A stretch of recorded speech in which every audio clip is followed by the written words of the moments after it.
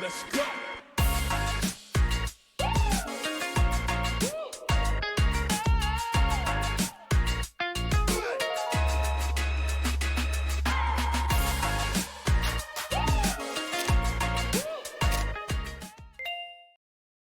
Hi, everybody. This is Elena from Cross Cultural Development, and you are listening to Bending Culture Podcast, the show where we master the art of cultural collaboration and where professionals learn how to grow and thrive in the multicultural world of today and how to become real global game changers. Welcome, guys. And today we are unpacking what it means to build business relationship with people from different countries and what are the challenges of becoming a global entrepreneur. We are doing it with our guest of today, Brittany New. Brittany is a branding and marketing specialist who has been working with clients from across the globe for several years already. And what is she doing? Now, she has a very, very nice way of putting it. She's making their online business dreams come true. I personally love it. Brittany is American who traveled to over 30 countries and recently has moved to the Netherlands for her big love. Who said that romance is dead, guys, right? I believe she is the perfect example of what we call a citizen of the world and a global professional. Brittany, welcome. Great to have you here today. Thank you so much for that amazing introduction. That's very sweet. And it's been such a privilege getting to know you and as one of my few contacts I have in the Netherlands. I haven't done a lot of business here in the Netherlands. And so now building this relationship with you and learning about everything that you're teaching on your platform has been really helpful and really eye-opening for me. So Thank you for inviting me onto the show. Yeah. You know, I want to start being somebody who moved to a new country myself. I want to start with your personal journey, and I'm super curious about this love story that brought you from like always sunny California to like almost rainy Netherlands. But I would love to start with your professional journey to becoming the global entrepreneur. Would you tell us about how you became who you became? Yeah, I'll try to make it simple because it's a little bit crazy. There's map points all over the world, but it's not too complicated. So I grew up in sunny California, as you said, and I studied in Los Angeles. I grew up in a small town outside of Los Angeles, not so small for European standards, but smaller than Los Angeles. And so I really never thought of traveling to the extent that I have. So it's kind of funny that I live this lifestyle now. It was never a goal of mine to visit X number of countries. All I really wanted to do when I was younger is go to Paris and see the Eiffel Tower. That's all I dreamed about. So, and have you done it? of course, yeah, many times now, many times. Too many And now. It's was it as overrated, good I as you must say. expected? Was it as Yes. special as you expected it to be? No. All right. It's beautiful and the sparkles are beautiful, but I mean, the environment around there, you're just like, when you think about why is this so famous and you can't really think of a reason. And my grandmother, she's Belgian, so she was telling me that the history of the Eiffel Tower and it's been transported all over the world. And it's kind of just a strange monument, to be honest, but it is pretty. So I went from Los Angeles and I went to this university where everybody studies abroad. It's the highest study abroad, one of the highest in the country. So when I get there and I'm like excited to be in university, the first thing everyone's asking is, where do you want to go abroad next year? And I'm like, whoa, I just got here. It's in Malibu. It's a beautiful place on the beach. It was the most beautiful university. And so Paris was not on the list for programs to study for. But Florence, Italy was. And I was like, okay, that's the next best thing for me. So I went to Florence and I fell in love with Florence. I just was like, wow, the food is fresher. The people are outside and happy and la dolce vita. It was so true. I was just in love. And I promised myself that I would go back as soon as I could to like move there or finish school or whatever. And so I did get my master's degree in Florence in graphic design. And then after that, I kind of fell into what I call the Barcelona trap. And everyone who lives in Barcelona as an expat, yeah, everybody knows. One of my good friends just recently published an article in Business Insider with a similar version of the Barcelona trap. It was called A Handsome Stranger Invited Me to Barcelona. And we only lasted 3 days, but I lived here now 4 years. That's the title of the article. So, Okay. yeah. So basically, you go to Barcelona on holiday, and if you're working for yourself, then you just kind of stay. You figure it out, you get the papers, and you make it work. And so many of my friends Hey. did the same thing, and we just love it there. So from Barcelona, that's where I was when I met my now husband, who lived in the Netherlands. And of course, that was a big transition for me, going from California, sunny, Florence, decent weather, Barcelona, best weather, now to the Netherlands. But Yeah, he's I such can a believe that. sweetheart. And so I'll get into the relationship when you ask me that. But in terms of the professional, so my motivation to work for myself was to be able to live in Italy or Barcelona or wherever I wanted. So I studied film production in California, and I thought I wanted to do that. But then I started learning graphic design because I thought it was a more international, a more remote job. And so I was right about that. And so I can do that from anywhere in the world now. So the whole idea behind the study and the job choice was to have this suitcase Yeah. lifestyle, Yeah. right? Yes. Yes. But Exactly. do you enjoy doing what you're doing, or is just the possibility to work from all over the world excites you? I cannot complain. I chose this path. I chose this trade. I could have chosen something else more profitable, probably, or even more, I don't know, simple. I get to be creative, and that's what I wanted. So Okay. it's not the easiest and it's not the most high paid, but it's definitely what I wanted. So that's what I want Okay. for now until I can maybe transition into being more of a mom character someday. I'm very Oh yeah. happy with this job. Okay. Yeah. Oh, that sounds like a very sweet ambition. Yes, that's the plan someday. Brittany, I'm curious. The international clients, is it like happened to you, or you were like, okay, I can live everywhere, so I can serve people from everywhere. How did that started? That's a really good question. I really focused on American markets because when I was in Florence and then Barcelona, I noticed something, and I don't want to get canceled for saying this, but people didn't seem to have a lot of money to invest in their businesses in those places. So Okay. I had just made an idea that in LA, everybody wants to spend for a logo. Everybody wants a website. It was easy. So I knew that I was going to have to go, I thought at least that I would have to go American. That's not necessarily the case, though. You can definitely seek out clients anywhere in the world. There's money in every corner, I suppose. But for me, I was going for American markets. And then what I ended up finding with the international clients was that there are some people abroad that the American messaging resonates with them. So that seems to be my typical client base is people that are in the coaching industry. So of course, coaching has gone global. It's not just Tony Robbins in Florida. There's many people that are in coaching all over the world. So my messaging that I built for an American audience does resonate with others. But then what we'll get into later is that even when you have that messaging that resonates with them, that doesn't mean that the whole process will continue to be seamless according to that original cultural intention. Yes, you are making me, the suspense is killing me. I'm very curious about these experiences. Now, have you noticed, at least what I see when I talk to professionals or entrepreneurs working internationally, they all understand that we have individual differences, right? And they all are willing and think it is normal thing to adjust your behavior, your communication style in order to make this business with international clients successful. But when it comes to cultural differences, very few understand how huge the impact of cultural differences can be on success or failure of this international cooperation. What is your take on this one?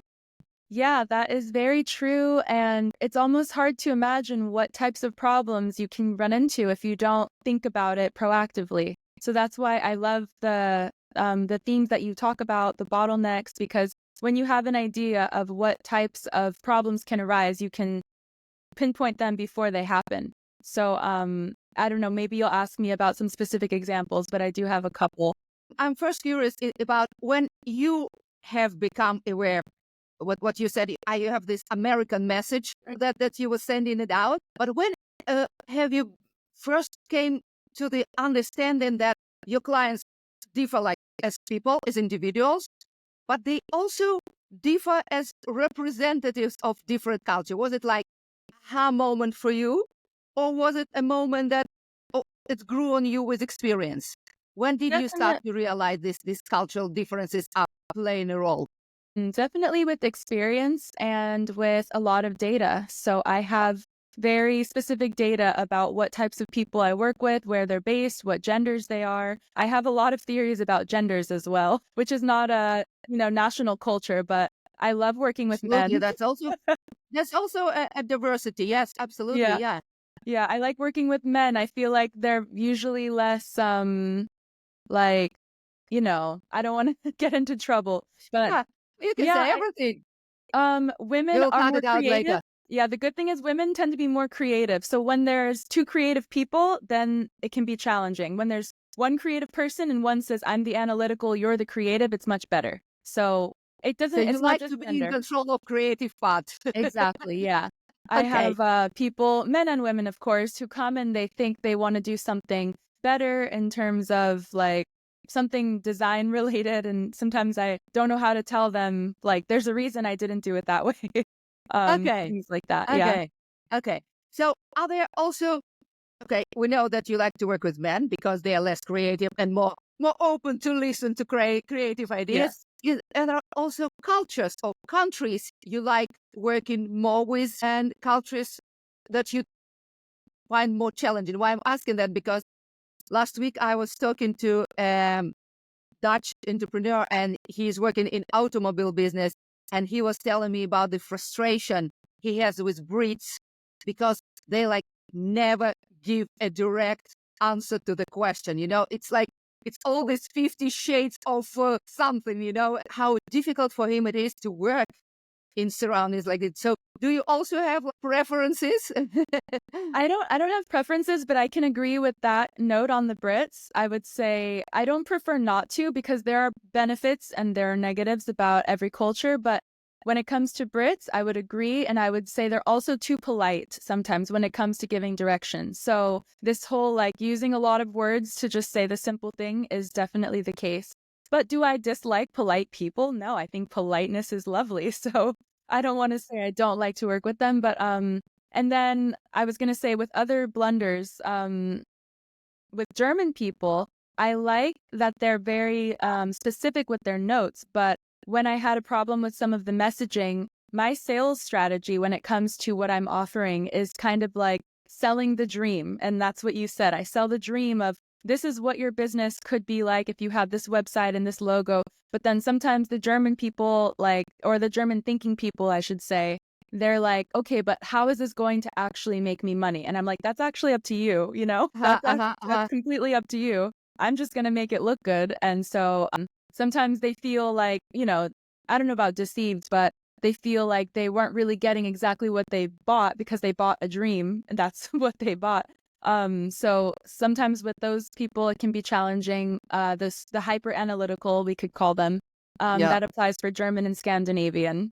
So I really just don't, if I know I'm talking to a German Scandinavian, I really just talk about the features. Normally in sales, you're supposed to talk about the benefits. Like this is going to add credibility, da da da. But does it really add credibility guaranteed? Depends on who's looking at it. Depends on all these things. So I just say, it's going to have this many pages, this many words, and then I just stick to the details.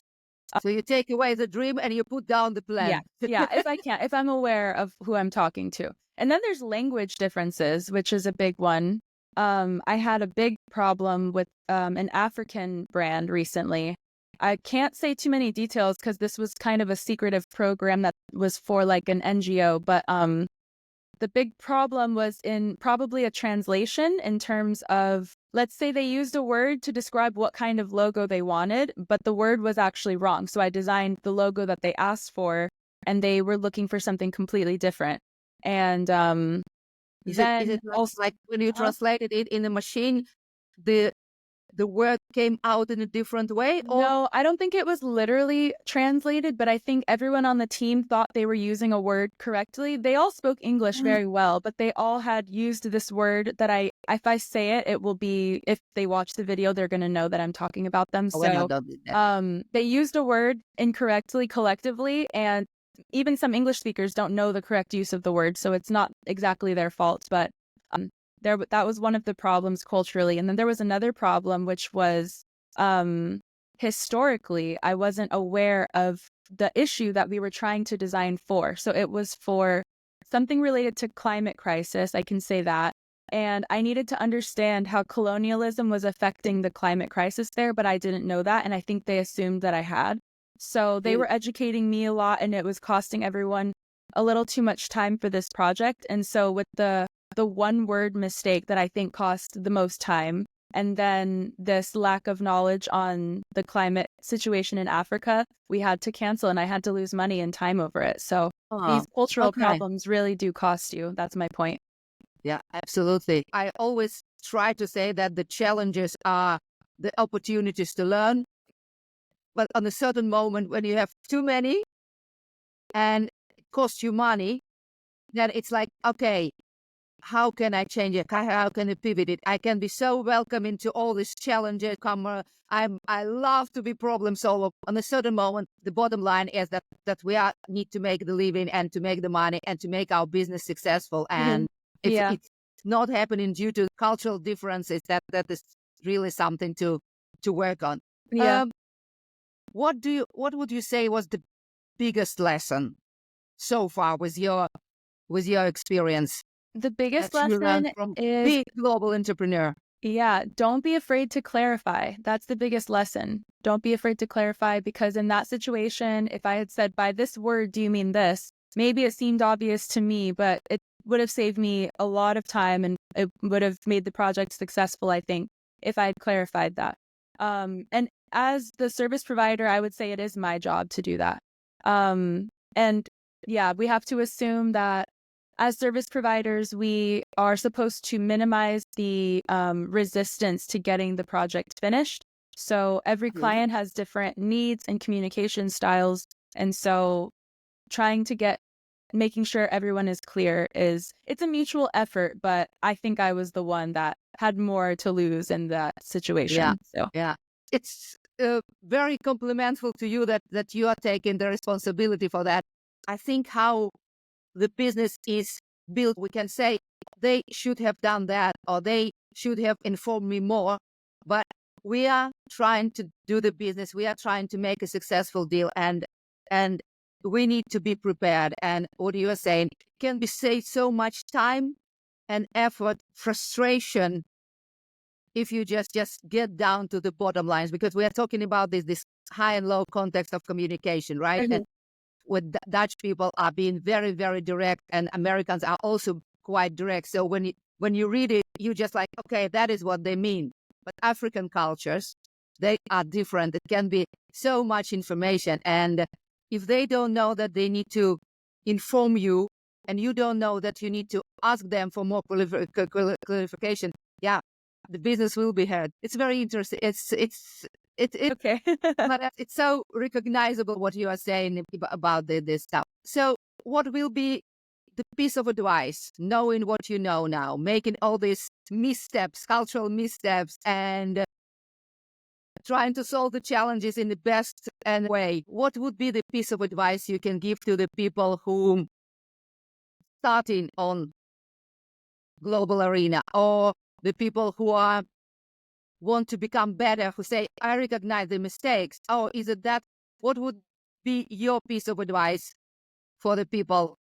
Well, I think it's worthwhile to choose a niche. And you and I talked about this as well, because when you want to start a business, it's very tempting to say, I serve everyone. And then when it was coming to your business, you were like, actually, I just want to serve Dutch companies that are dealing with this specific problem. So my messaging is hyper clear. So choosing a niche and then learning about your target audience. And that's what I do help people with as well, that you can make sure the messaging is clear. The more you expand, the more of these types of challenges you're going to face. It's just part of it. It's part of logistical challenges as well when you expand and scale. So it's not just communication and sales, but it goes into every part of your Exactly. funnel. Yeah. So starting local and expanding is advice. And some people say in business that if you are serving everyone, you're actually serving no one. So Yeah. recommend going too broad, and you can always learn as you go. So if you have a heart to serve, every single country in the world and that's your goal, you can make it work as well. But I would suggest not to.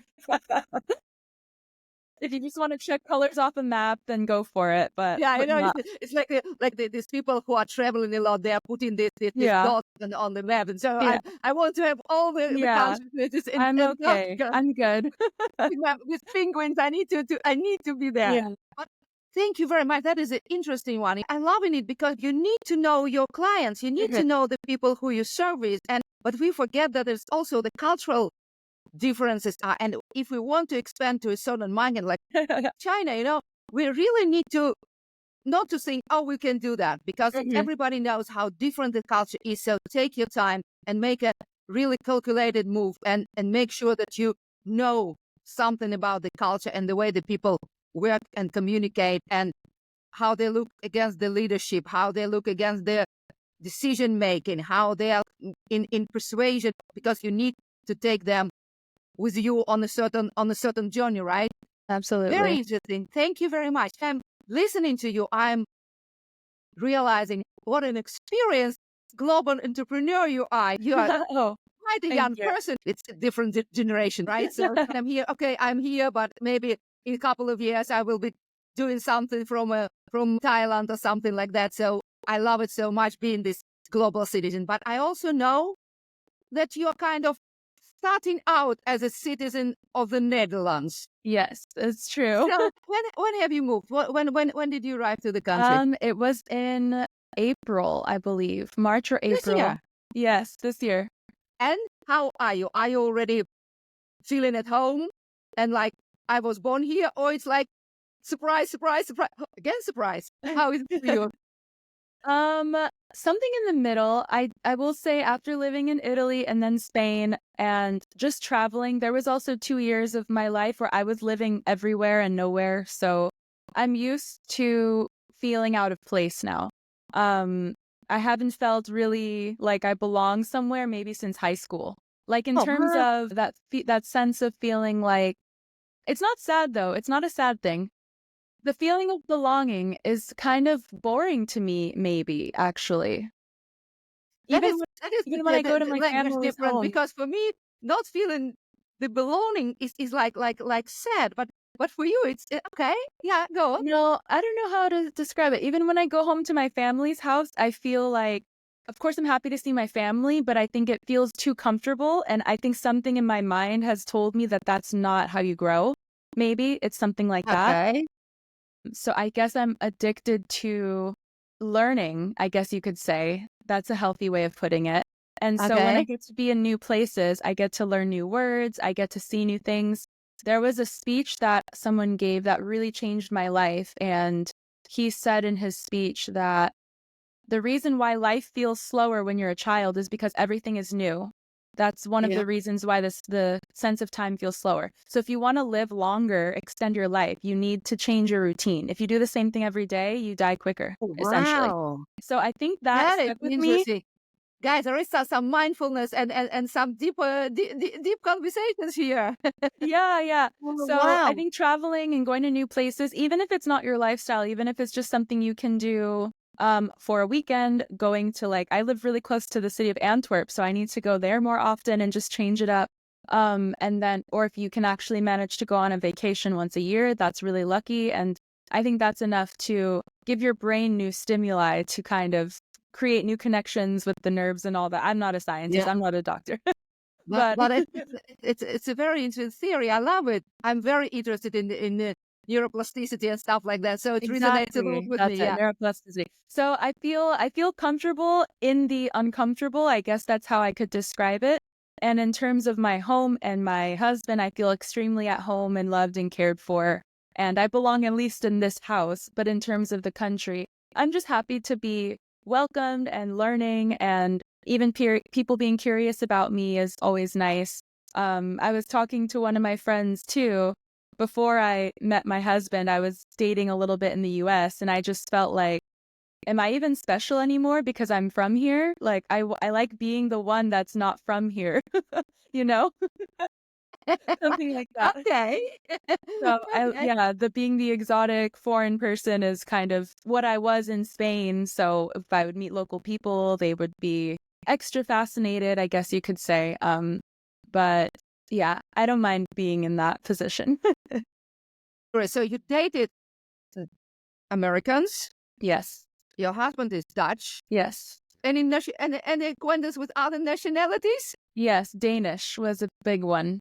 Big Danish Okay. one. And I would say, since it didn't work out, I can say that dating a Danish person builds character. And now Really? Oh, do tell. the Dutch person, I feel like the things people say about Dutch people, I think they're multiplied for Danish people. Like any negative things about being direct or being cold, the Danish are colder. So Really? I can Okay. say I was trained well.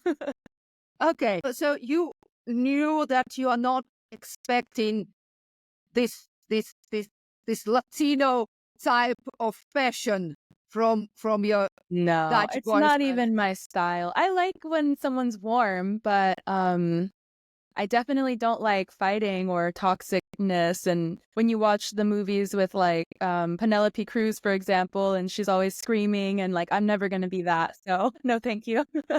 Oh, there's so many emotions. Yeah. Yeah. So many.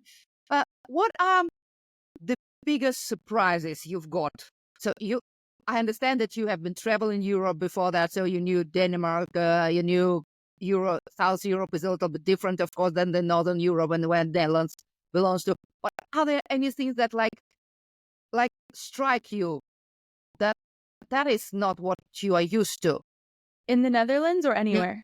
in the Okay. Netherlands? Yeah, I think maybe there's a bit of a lack of culture, and my husband says this, so I feel comfortable repeating it, but like there's really not a lot of foods that they're proud of besides like fries or something or waffles maybe.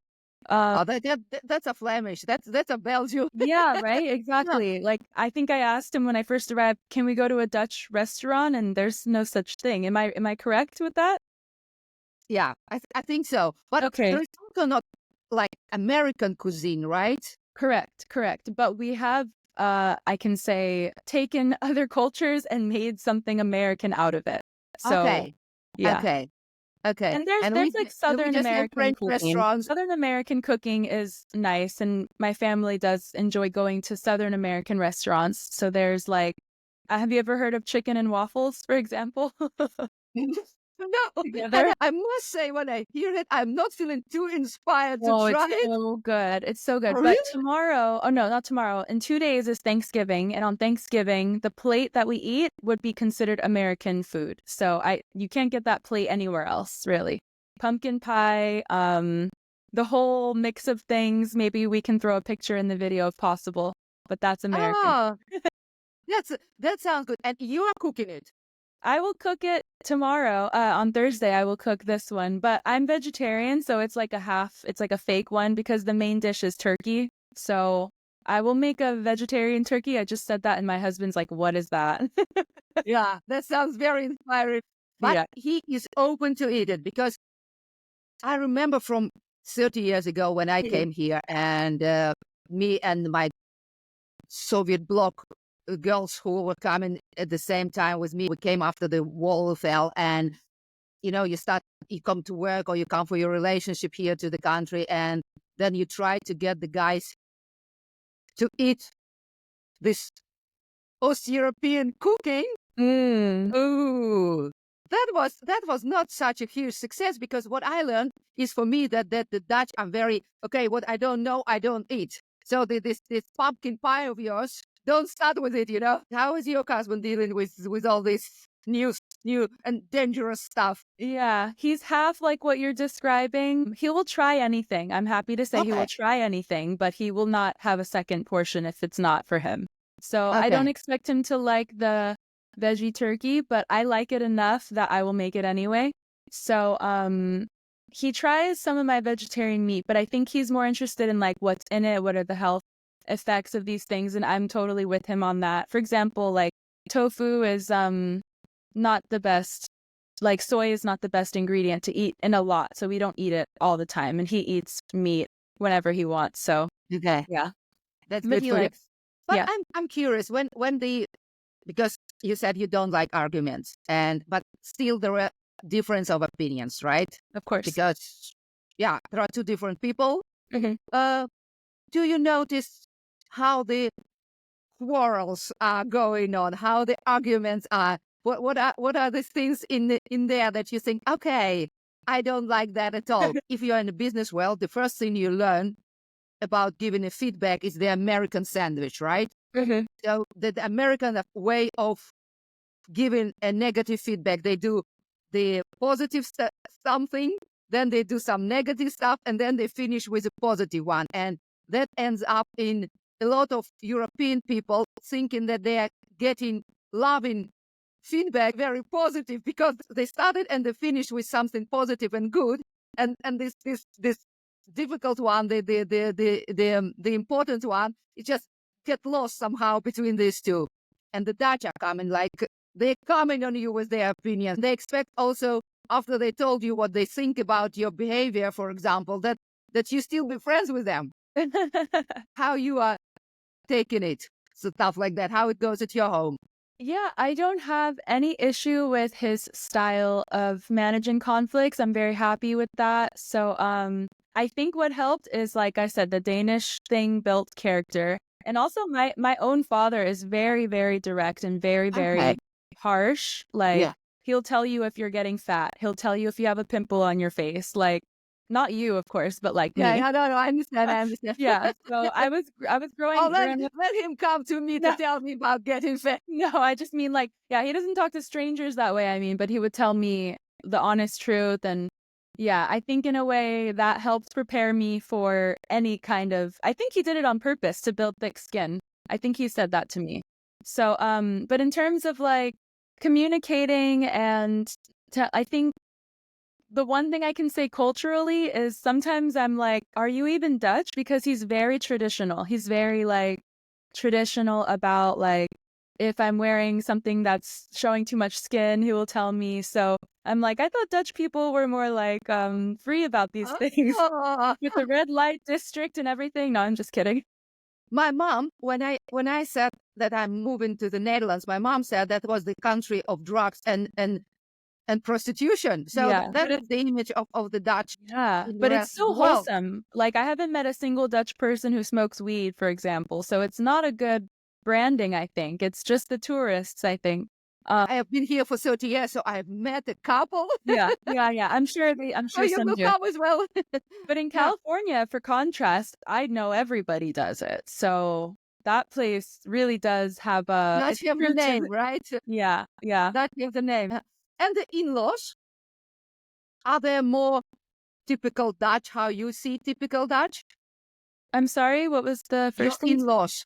In-laws, yeah. So typical Dutch, but I think with the English being so good, I feel like we connect very easily. Even his grandparents have excellent English, so that's really Oh, nice. wow. What I've gathered from this family is they're just very family oriented, but I don't know if that's Dutch culture or just got lucky. I think both. I had an American boyfriend Mhm. long, long time ago. And I know that the biggest difference, and don't take it personally as American, but that is my observation. What I had is when you are in the United States, like every person you meet is looks like your friend. How are you? And stuff like that. And then when you try to be a real friend and have a deep conversation or come for solving the problems, they are not really like there to Mhm. help you, be Mhm. there for you. Yeah. Maybe after some time when they become your friend.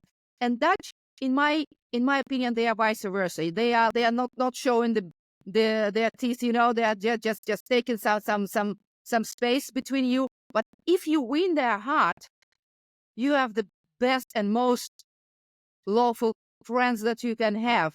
Is it Okay. also something that you can relate to? Yeah, I can relate to that. I would say just having grown up in the States, I have some friends that are like what you described, distant and probably wouldn't be there for you. And then of course I have real true friends. So I think it just depends. But here, yeah, everyone's been very kind and I haven't made too many friends that are Dutch, so I can't really say to that. I have a sister-in-law who's my age, so we are becoming friends more and more. Oh, that's nice. And yeah, she's very sweet. It's a different dynamic here because we meet and then we become family. So of course, I feel like there's a bond that's Yeah. there. But I guess I haven't met enough Dutch friends yet. So no. Okay. Now you just starting out. What are your plans coming times? What are your business plans? What are your personal? Good question. With the business plans, I'm kind of just taking it day by day, continuing. I did start a new project recently on creating virtual business cards. That's something that I have a video on my YouTube channel that's gotten like the most views out of every other video, and it's about virtual So business cards. maybe we So can take the link to that also in this video so that they can people check it out because I do a lot of networking and I really feel that people are ashamed of taking out the paper business cards. I yeah. don't have one anymore, but I have a very simple one, like just QR code. But it's I think that is the future. Yeah, I've got one and it goes just right in your Apple Wallet, which is What? nice. I was like, how do I find something that I can Yeah, just load like yeah. that? So it's just right in there with all the other ones. Because Uh-huh. even the virtual cards I had before, they were like a picture in my camera roll and it was hard to find it. So when I found the Apple Wallet solution, I was like, that's the one. So I help people get those for themselves and their teams. And Okay. so that's kind of my next focus, getting away from doing maybe like so much one-to-one designing and just having what's called like a productized service. So it's just Okay. this is the product, this is the service, more simple. And then personally, we're also just taking it day by day. We may move out of the Netherlands at some point, but Okay. very happy now. I moved here in March, so I haven't done like a proper entire winter yet.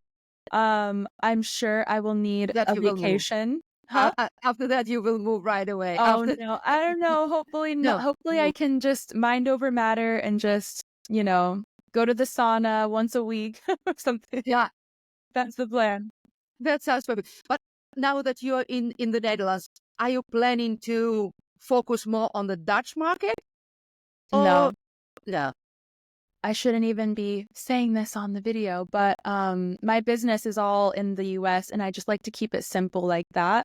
I think if I were to take my business and then put it in the Netherlands, I think I would just pay more in taxes. So I just am gonna keep it over Okay. there. Yeah.